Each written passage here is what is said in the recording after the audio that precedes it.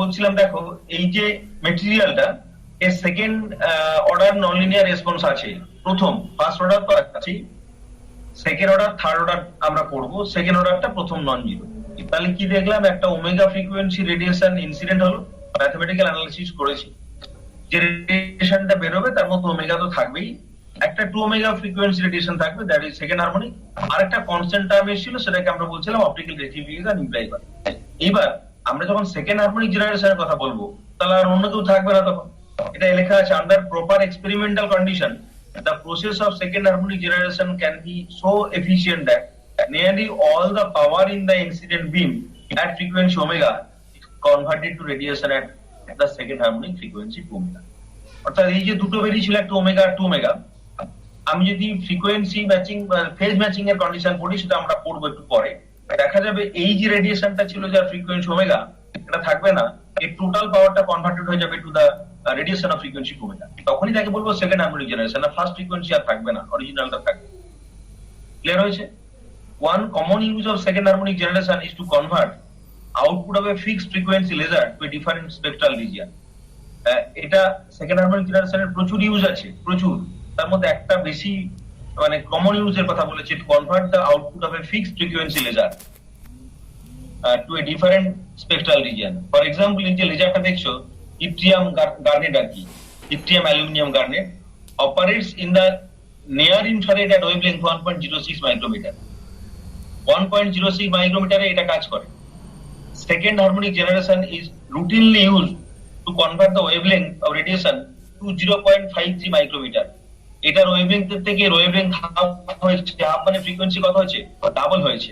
তাহলে একটা fixed frequency laser নিয়ে তার ফ্রিকোয়েন্সিটাকে ডাবল করে এটা রুটিন কনভার্সন হয় in the middle of the visible spectrum. যেটা কিন্তু এটা ছিল নিয়ার ইনফ্রারেডে ছিল, এটা ছিল middle of the visible spectrum.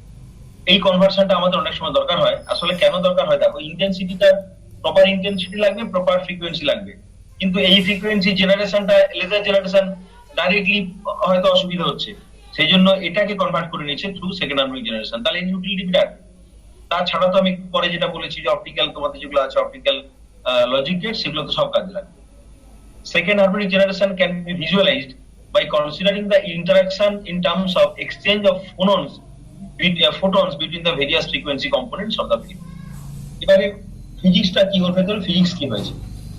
Second harmonic generation হয়েছে, ফার্স্ট হারমোনিক পার্ট ছিল, তাকে আমরা কনভার্ট করেছি টোটাল এনার্জিটাকে টু সেকেন্ড হারমোনিক কম্পোনেন্ট, সেটা ঠিক আছে। Second harmonic generation can be visualised by considering the interaction in terms of the exchange of photons between the various frequency components of the field. অর্থাৎ এখানে দুটো frequency component ছিল, একটা omega একটা 2 omega. ওই কম্পোনেন্ট গুলোর মধ্যে ফোটন এক্সচেঞ্জ হবে, এবং photon exchange is the only mechanism যাতে সেকেন্ড হারমোনিক জেনারেশন হবে, এবং একটা কম্পোনেন্ট তার টোটাল এনার্জিটা কনভার্ট করে দেবে to the other. According to this picture which is illustrated in part B, এই পার্ট বিটাতে যে ডায়াগ্রামটা দিয়েছে সেটা বোঝার চেষ্টা করো। এটা এর পারস্পরিক ফ্রিকোয়েন্সি ডায়াগ্রাম।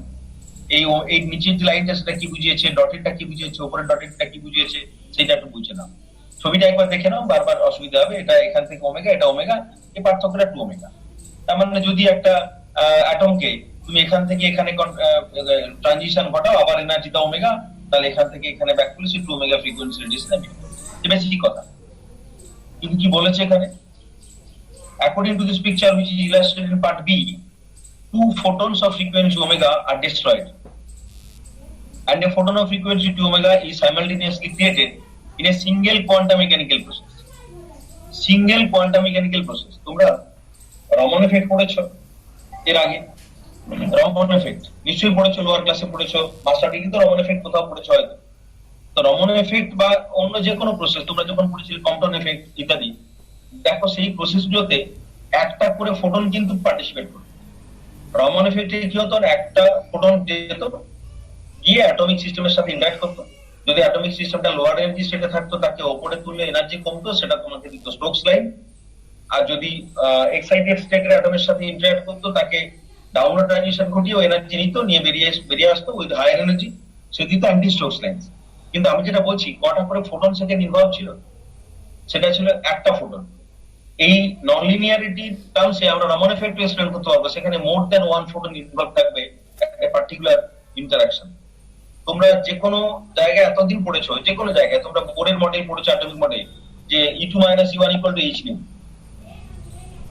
পড়েছো তো বোরের মডেল। দেখো এরকম, এটাও একটা নিউক্লিয়াস, এই বাইরে একটা এনার্জি লেভেল আছে, এখানে আরেকটা এনার্জি লেভেল আছে, এই এনার্জি লেভেলটা E1, এইখানে একটা এনার্জি লেভেল আছে, এটা E2। তাহলে আমি যদি একটা ইলেকট্রনকে E1 থেকে E2 তে ট্রানজিশন ঘটাতে চাই, কত আমাকে এনার্জি দিতে হবে? কত এনার্জি দিতে হবে ইলেকট্রনটাকে যদি তাকে, if we want to make transition from E1 to E2, কত এনার্জি লাগবে? E2 minus E1 E2 - E1। এবার আমি যদি E2 - E1 এর থেকে একটু বেশি এনার্জির একটা ফোটন দিলাম, যে ফোটনটার energy it is greater than H nu, greater than H nu, কি ঘটতো তাহলে? একবারে অ্যাবজর্পশন তো হবে না, বলো, অ্যাবজর্পশন হবে নি তো, কারণ বেশি এনার্জি মানে নিবে নি তো। বেশি এনার্জি নেবে না। আচ্ছা যদি কম দিতাম, E2 - E1 যদি লেস দেন H nu হতো, মানে এই Scattering হয়। না, কম্পাউন্ড এফেক্ট হবে না। না, ট্রানজিশন তো হতো না। মানে আমরা যেটা পড়েছিলাম যে সুটেবল ফ্রিকোয়েন্সির হতে হবে।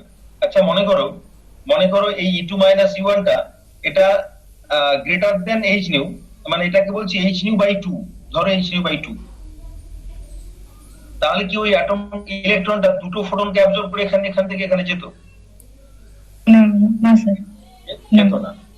অর্থাৎ একটা ফোটন দিয়ে কিন্তু ট্রানজিশন গুলো ঘটতো। আমি এই কথাটাকে জোর দিচ্ছি এই কারণে, নন লিনিয়ারিটিতে প্রথম দেখলাম যে দুটো করে ফোটন একসাথে ইনভলভ হবে।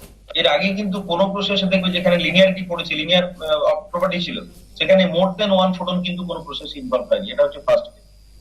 ঠিক আছে, এই হচ্ছে মেকানিজমটা এখানে আছে। সেই জন্যই কথাটা আমি অনেকবার করে বলছি।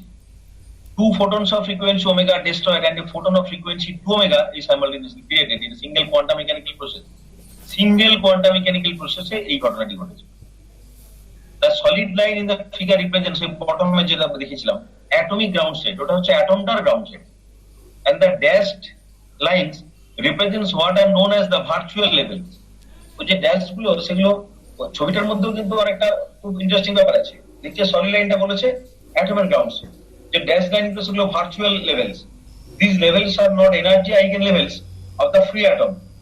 তাহলে ফ্রি অ্যাটমের এনার্জি আইগেনলেভেল কিন্তু ওরা নয়, but rather represent the combined energy of one of the energy eigenstates of the atom and of one or more photons of the radiation।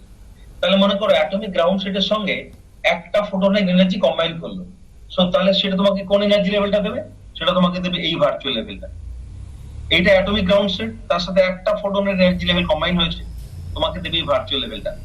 Ground লেভেলের সঙ্গে দুটো ফোটনের এনার্জি কম্বাইন করেছে, সে তোমাকে দেবে এই ভার্চুয়াল লেভেলটা। তাহলে এই দুটো হচ্ছে ভার্চুয়াল লেভেল, কম্বাইন করে থাকবে না। আর যখন ওই 2 ওমেগা এই ভার্চুয়াল লেভেল থেকে ইলেকট্রন মানে অ্যাটমের ট্রানজিশন ঘটবে টু দা গ্রাউন্ড স্টেট, তখন সে 2 ওমেগা ফ্রিকোয়েন্সি রেডিয়েশন জেনারেট করবে। এর আমরা ম্যাথমেটিক্যাল অ্যানালিসিস পরে আবার দেখব। ঠিক আছে, these levels are not energy eigenvalues of the free atom, but rather represent the combined energy of one of the energy eigenstates of the atom and one or more photons of the radiation field। Clear হয়েছে? তাহলে second harmonic জেনারেশনের বেসিকটা, মানে আমরা just বেসিকটা পড়েছি। এর mathematical বলছিলাম যে ওই ভার্চুয়াল লেভেলের কি মানে লাইফ টাইম কি বেশি হবে? মানে লাইফ টাইম যদি কম হয় তাহলে তো মুশকিল তো, কারণ মানে ভার্চুয়াল লেভেলে কি অ্যাটমের লাইফ টাইম কি বেশি? ভার্চুয়াল লেভেলে অ্যাটমের লাইফ টাইম বেশি কিনা?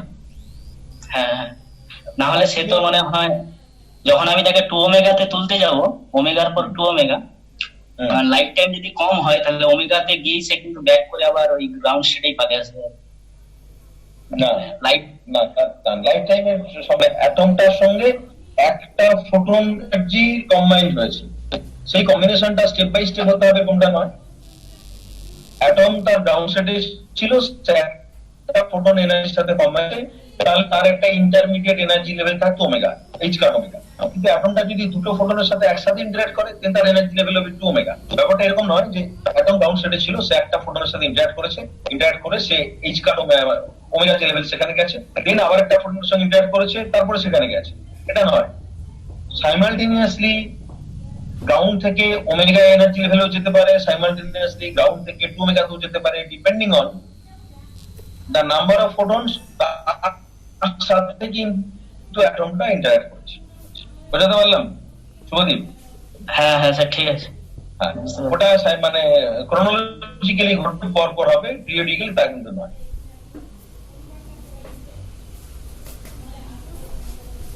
এবার আমরা চলে আসি ফ্রিকোয়েন্সি জেনারেশন। এইরকম একটা ঘটনা তোমরা পড়েছিলে ওয়েব অ্যাকোয়াস্টিক্স গ্রাজুয়েশনের first year, sum and frequency, sum and difference frequency generation. ঠিক আছে, let us next consider the circumstance in which the optical field incident upon a second order nonlinear optical medium। তাহলে আমরা কিন্তু পড়ছি second order nonlinear optical মিডিয়ামের ঘটনা, consist of two distinct frequency components. দুটো frequency component আছে, এরকম একটা ঘটনা আমরা পড়েছি। তার মানে ইটিটাকে ধরেছি u1 e to the power minus i omega 1t plus e2 to the power minus i omega t এর কমপ্লেক্স কোয়ান্টিটি। তাহলে এটাতে একটা u1 star e to the power i omega 1t, একটা e2 star e to the power i two omega t এখানে থাকবে। এবার একইভাবে আমরা ক্যালকুলেশনটা করবো। ক্যালকুলেশনটা এখানে আমি আর দেখাচ্ছি না, একদম আগের মতো যা করেছিলাম সেরকম। সেই যে 1 কত ছিল, 1 2 p2 কত ছিল, পাই নট সাই 2 et স্কয়ার। ঠিক আছে, স্কয়ার নেবো। স্কয়ার নিলে কি হবে, কমপ্লেক্স কনজুগেটটাকে আবার ওর সঙ্গে মাল্টিপ্লাই করতে হবে। মাল্টিপ্লাই করলে দেখো কতগুলো টার্ম এসছে, খুব ইন্টারেস্টিং। ক্যালকুলেশনটা নিজেরা একবার বাড়িতে করবে, একই রকম যেটা আগে শিখেছি সেটাই। দেখো টার্মগুলোকে একটু দেখো। প্রথমটা ছিল কাই not Sai 2 u1 square e to the power minus 2 i omega 1, মানে ফ্রিকোয়েন্সি হচ্ছে 2 ওমেগা 1। তাহলে e2 স্কয়ার 2 ওমেগা, এখানে দেখো omega 1 plus omega 2, omega 1 minus omega 2, তারপরে কমপ্লেক্স কনজুগেট এবং একটা ফ্রিকোয়েন্সি ইন্ডিপেন্ডেন্ট টার্ম আছে। অর্থাৎ তুমি যে সিগন্যালটাকে ইনসিডেন্ট করেছো on the second order nonlinear optical medium, তার মধ্যে দুটো ফ্রিকোয়েন্সি কম্পোনেন্ট ছিল, একটা ওমেগা 1 একটা ওমেগা 2। কি কোন কোন কম্পোনেন্ট দিয়েছে সে? ওমেগা 1 দিয়েছে যেটা সেকেন্ড হারমোনিক ছিল। প্রত্যেকটা সিগন্যালের করেসপন্ডিং সেকেন্ড হারমোনিক আছে, omega 1 two omega 2। Second harmonic corresponding to each component, sum frequency, difference frequency এবং একটা কনস্ট্যান্ট টার্ম। এইটাকে কনভেনিয়েন্টলি এই ফর্মে লেখা যায় p2t p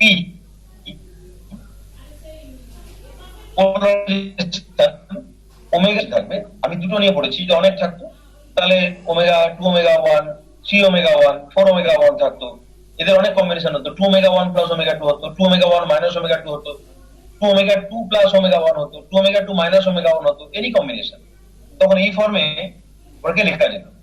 But the summation extends over all positive and negative frequency omega n. The complex amplitude of the various frequency components of nonlinear polarization are then given by, দেখো এখানে একটা term আছে 2 omega 1। 2 omega 1 এর কোন পার্টটা ছিল তার amplitude e1 square. এই যে কাই 2 এটা অ্যামপ্লিটিউডটা লিখেছি, epsilon naught chi 2 e1 square, that is second harmonic generation, কারণ এর ফ্রিকোয়েন্সি ছিল 2 omega 1। p omega 2 omega 2, that is chi 2 epsilon naught chi 2 is e2 square, এটাও second harmonic generation. p omega 1 plus omega 2 এটা ওর amplitude হচ্ছে e1 e2। 2 epsilon naught, এখানে একটা 2 ছিল, 2 epsilon naught chi 2 e1 e2 sfg, সাম frequency generation. এটা সাম frequency generation, মানে যেটা 2 epsilon naught chi 2 e1 e2 star, e1 e2 star, that is difference frequency generation। এবং একটা লিখেছি p0 frequency independent, 2 epsilon naught chi 2 e1 e1 star plus e2 e2 star, that is or মানে optical rectification. এই ধরনের এতগুলো ঘটনা ঘটবে যদি একটা সেকেন্ড অর্ডার ননলিনিয়ার অপটিক্যাল মিডিয়ামের উপরে মোর দেন ওয়ান যে সিগন্যাল ইনসিডেন্ট হয়। এবার বলেছে দেখো, here we have labeled each expression by the name of the physical process that it describes। কোন পার্টটা কোন ফিজিক্যাল প্রসেসকে ডেসক্রাইব করবে, such as second harmonic generation SHG, sound frequency generation SFG, difference frequency generation DFG, and optical rectification OR. Note that in accordance with our complex notation, there is also a response at the negative of each of the non-zero frequencies just given। কিরকম না, p minus 2 omega 1, এটা minus 2 omega 1 থাকতো, ঠিক আছে। তার complex তার থাকতো কি, তার থাকতো এটা e1 স্টার আসতো, ফ্রিকোয়েন্সি যদি মাইনাস হতো e1 স্টার আসতো, এইগুলো থাকতো। However, since each of these quantities is simply the complex conjugate of one of the quantities, it is not necessary to take explicit account of both positive and negative frequency components। কারণ দেখো এদের মধ্যে এই যে complex conjugate আমি রেখেছি এইখানে, এই যে কমপ্লেক্স কনজুগেট এখানে বসে আছে, তার মানে আমার ওই নেগেটিভ পার্ট আর নেওয়ার প্রয়োজন নেই, এটা বুঝিয়েছি। এবার এই যে 1 to 7 এই ইকুয়েশন গুলো সিগনিফিকেন্স বলছে। We see from equation 1 to 7 that four different non-zero frequency components are present in the nonlinear polarization. তাহলে যে মেটেরিয়ালটা নিয়েছিলাম সেটা ছিল second order nonlinear optical properties show করাবে একটা মিডিয়াম। চার ধরনের ফ্রিকোয়েন্সি কম্পোনেন্টে সাহায্য রয়েছে। However, typically no more than one of these frequency components will be present with any appreciable intensity in the radiation generated by nonlinear optical interaction. দারুণ important কথা। Typically, no more than one of these frequency components will be present. What does চারটে frequency dot বসি, একটা second harmonic, এটা একটা second harmonic, একটা sum, একটা বলেছে typically no more than one of this frequency components will be present with any appreciable intensity in the radiation generated by the nonlinear optical interaction. তাহলে যখন nonlinear optical interaction হবে তখন ওই চারটে ফ্রিকোয়েন্সির মধ্যে একটা বেশি ফ্রিকোয়েন্সি কম্পোনেন্টের অ্যাপ্রিসিয়েবল ইন্টেন্সিটি থাকবে, এটা হবে না। তার মানে একটাই কম্পোনেন্ট পাওয়া যাবে যার ফ্রিকোয়েন্সি, একটা ফ্রিকোয়েন্সি কম্পোনেন্ট পাওয়া যাবে whose intensity will be appreciable and the intensity of all other components will be non-appreciable, অত্যন্ত ছোট হয়ে যাবে। The reason for this behavior is that the nonlinear polarization can efficiently produce an output signal only if a certain phase matching condition which is discussed in section তো পরে আলোচনা করবো। আমি আগেও বলেছিলাম যে ওমেগা টু ওমেগা দুটোর frequency signal generated হতো by the nonlinear optical medium, কিন্তু ওখানে একটা ফেজ ম্যাচিং কন্ডিশন স্যাটিসফাইড হতো। স্যাটিসফাইড হয়ে কি হতো, the omega frequency যে সিগন্যাল তার corresponding energy, that energy is totally converted to the energy corresponding frequency to omega. তাহলে তখন তাকে সেকেন্ড হারমোনিক জেনারেশন বলতাম। সিমিলারলি এখানে বলা হয়েছে যে চারটে ফ্রিকোয়েন্সি সিগন্যাল তৈরি হলেও অ্যাপ্রিসিয়েবল ইন্টেন্সিটি থাকবে এরকম সিগন্যালের সংখ্যা একটাই হবে, বাকিগুলো সিগন্যালগুলো থাকবে বা intensity will be very small so that they can not be regarded, তাদেরকে অত গুরুত্ব দেওয়ার কিছু থাকবে না।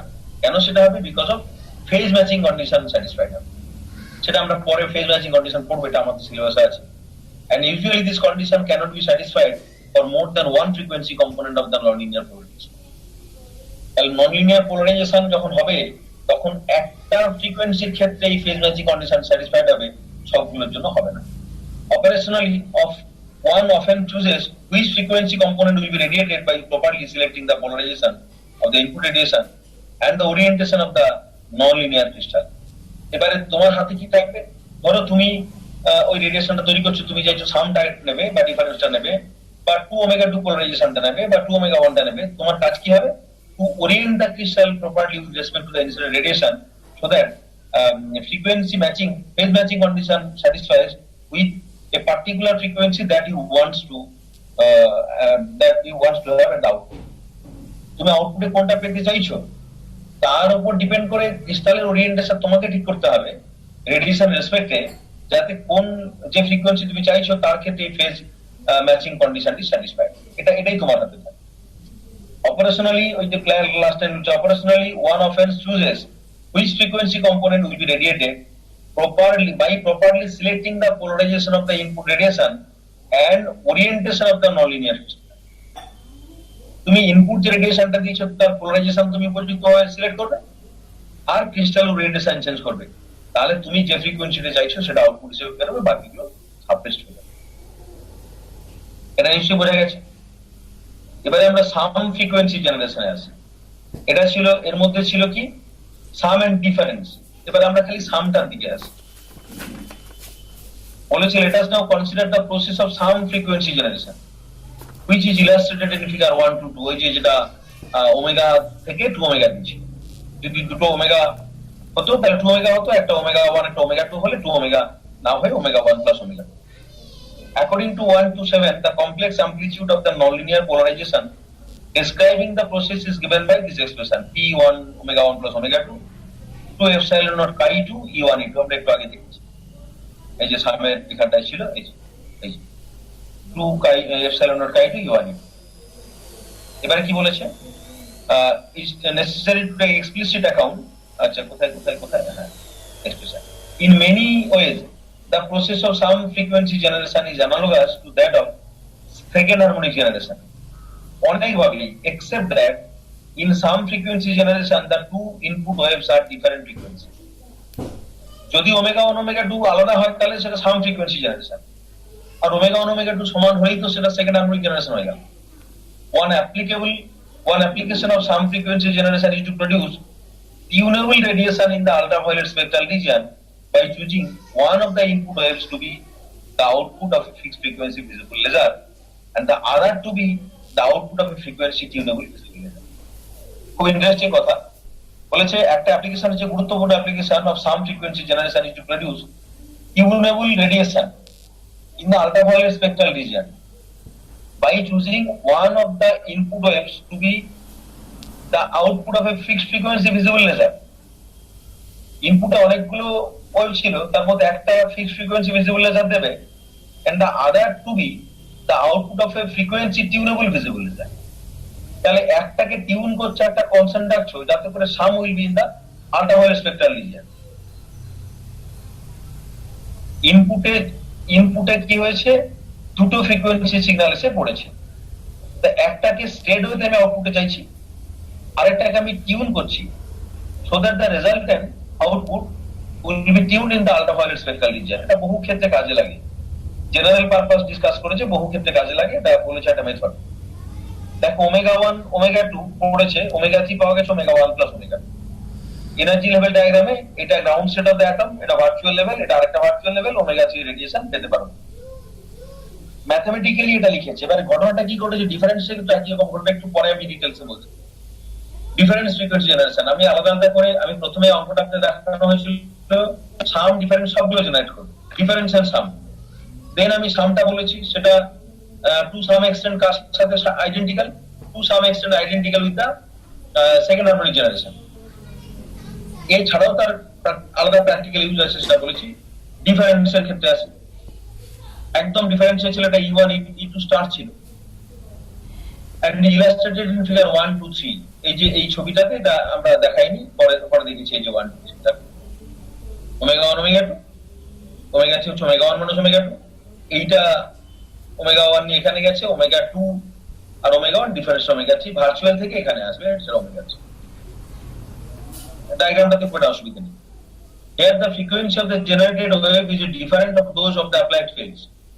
Different frequency generation can be used to produce tunable infrared radiation. আর সামটা ছিল tunable ultraviolet spectral region.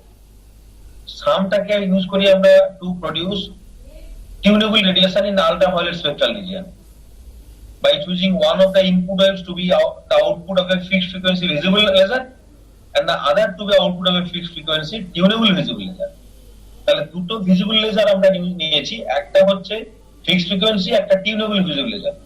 So that তোমরা জানো ভিজিবলের থেকে আল্ট্রাভায়োলেটের তো ফ্রিকোয়েন্সি বেশি হয়। তোমরা ইলেকট্রোম্যাগনেটিক স্পেকট্রামটাকে একটু ভেঙে নাও না, কি ছিল বাদিকে গামা।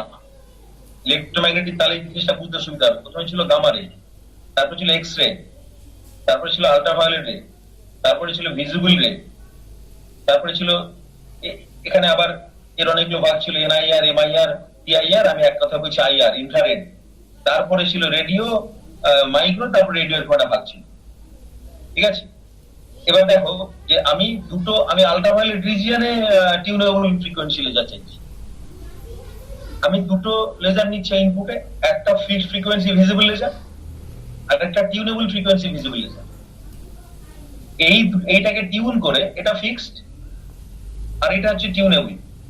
এই টিউনেবলটাকে আমি টিউন করে এই দুটোকে কাপল করে আল্ট্রাভায়োলেট রিজিয়ন একটা পাচ্ছি, which is tunable ultraviolet laser. এইটা ইউজ করা হয় মূলত সাম ফ্রিকোয়েন্সি জেনারেশনে। এই কাজটি আমরা করি।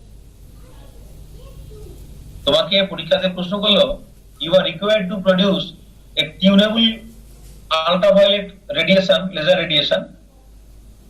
How can it be produced with the help of some frequency generation? We explain. যেটি বলা আছে ওইটুকু ভালো করে বুঝলে লিখতে পারবে।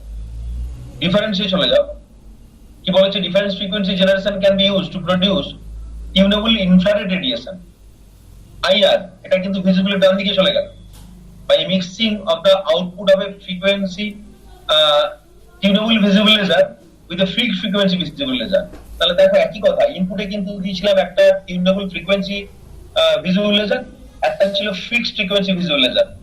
আউটপুটে কি পাওয়া গেছিল, টিউনেবল ফ্রিকোয়েন্সি ইনফ্রারেড ফেলে যায়। ঠিক আছে, সুতরাং সাম ফ্রিকোয়েন্সি জেনারেশন আর ডিফারেন্স ফ্রিকোয়েন্সি জেনারেশন এদের অ্যাপ্লিকেশন প্রচুর আছে, আমাদের এতে কাজে লাগবে, পরে পরে অ্যাপ্লিকেশন যখন দেখাবো তখন।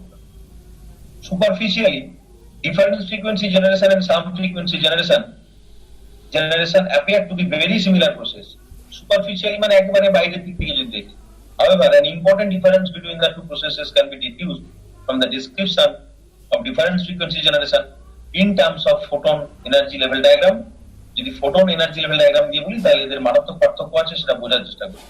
We see that conservation of energy requires that for every photon that is created at the difference frequency omega 3 omega 1 minus omega 2, a photon at the higher frequency omega 1 must be destroyed and a photon at the lower frequency must be created. একটা omega 1 frequency photon destroyed হবে, একটা omega 3 2 frequency photon created হবে। তাহলে সাম এতে difference যেটা, সেই ডিফারেন্সটা আমি পাবো as frequency omega 3. Thus the lower frequency input field is amplified by the process of difference frequency generation.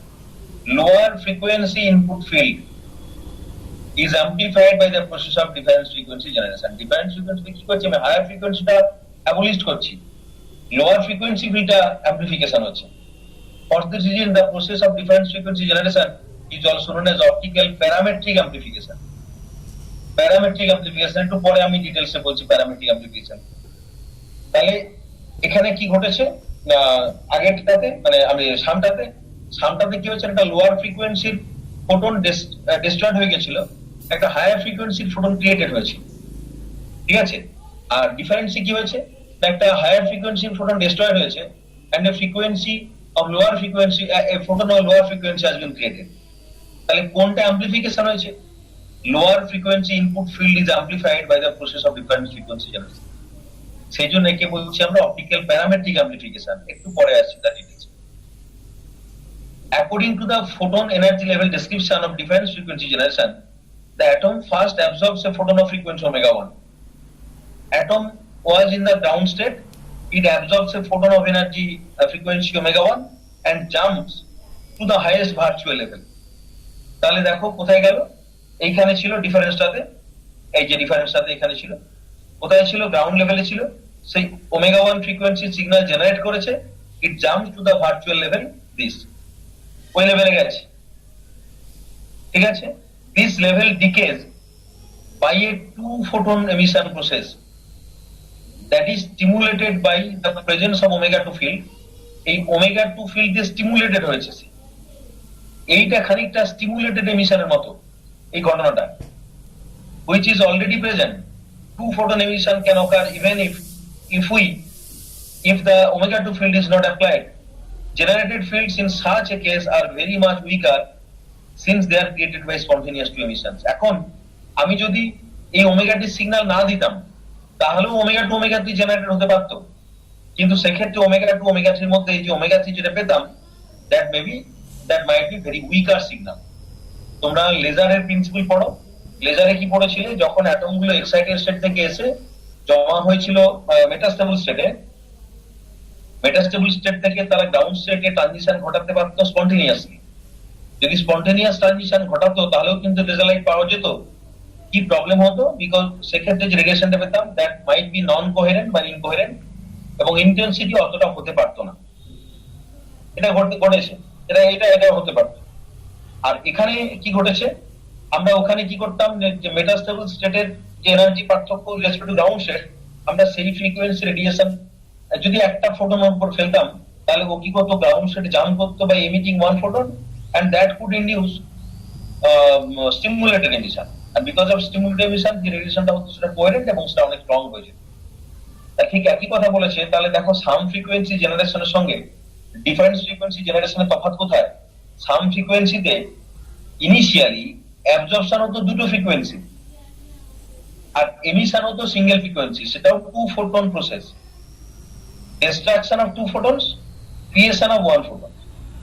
R difference frequency জেনারেশনে কি হচ্ছে, destruction of 1 photon, creation of 2 photons. তাহলে আউটপুটে 2টো ফোটন আছে, ইনপুটে একটা ফোটন আছে, আর সামে ছিল ইনপুটে 2টো ফোটন, আউটপুটে একটা ফোটন। এবং এই যে ডিফারেন্স যে ফ্রিকোয়েন্সি জেনারেশন, সেখানে স্টিমুলেটেড এমিশনের গল্প আছে। এটা আরেকবার বলে দিচ্ছি, that this level decays by a two photon emission processes that is stimulated by the presence of the omega 2 field. এইটা আছে বলে এই ওমেগা সি যেটা পেলাম সেটা স্ট্রঙ্গার পেলাম। The general fields in such a case are very much weaker since they are created by spontaneous two photon emission. This process is known as parametric fluorescence and has been observed experimentally. এটাকে parametric fluorescence বলে। যদি আমি এই ফিল্ডটা না দিতাম omega 2, তাহলে সে omega 2 ছাড়তো, কিন্তু সেটা প্যারামেট্রিক প্রসেস হতো, সেখানে স্পন্টেনিয়াস ভাবে বেরোতো, যে রেজ এন্ড রেডিয়েশনটা পেতাম তার ইন্টেন্সিটি ছিল। এবার what is optical parametric oscillation? Parametric oscillation কাকে বলবো সেটা একটু দেখি।